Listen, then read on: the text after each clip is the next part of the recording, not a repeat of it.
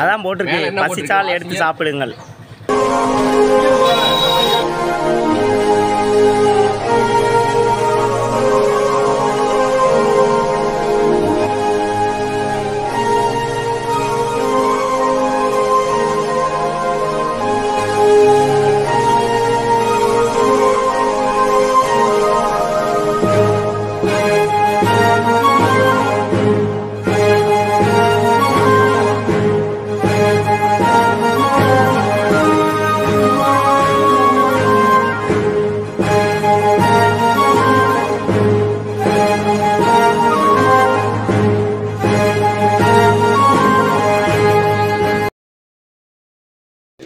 கண்டு போகிற ஜனங்களுக்கு குடிநீர் வச்சுருக்கிறாங்க, பசி எடுத்தால் பணம் வச்சுருக்கிறாங்க.